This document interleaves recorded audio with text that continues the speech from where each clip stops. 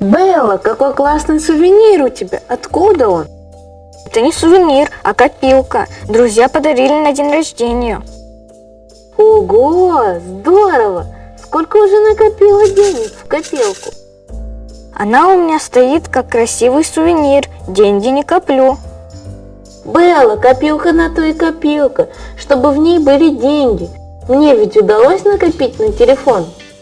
Получилось потому, что у тебя было только одно желание, а у меня желания постоянно меняются. Сегодня хочется одно, завтра другое.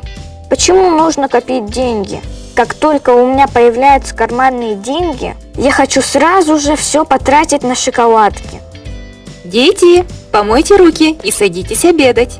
Белла, пойдем. Родители нам объяснят, почему нужно копить деньги. Мама, папа, объясните, почему нужно копить деньги? Копить деньги нужно, чтобы купить желаемую вещь. Например, Проша накопил, и теперь у него новый телефон. Но я хочу не одну вещь, как Проша, а много чего. Как накопить на все мои желания? Это невозможно. Белла, доченька, это возможно. В книге по финансовой грамотности советуют, что надо заранее продумывать свои накопления на будущие покупки. Заранее продумывать накопления – это как? Это значит, что нужно сделать список желаний и планировать накопление денег по этому списку. Список всех моих желаний?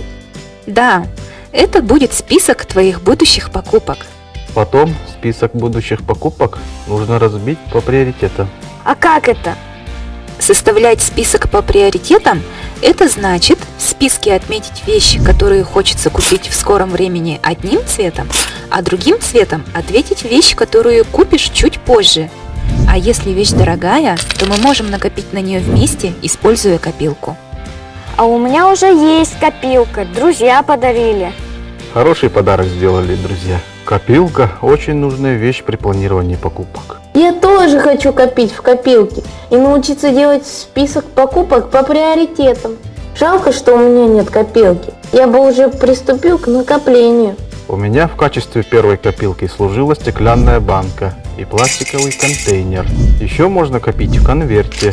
Ого! Если мечта стоит больших денег, нужно составить план и превратить достижение цели в игру. Здорово! А как играть и копить? Например, можно придумать такую игру, написать название вещи, а рядом нарисовать гоночную трассу или сказочную дорогу.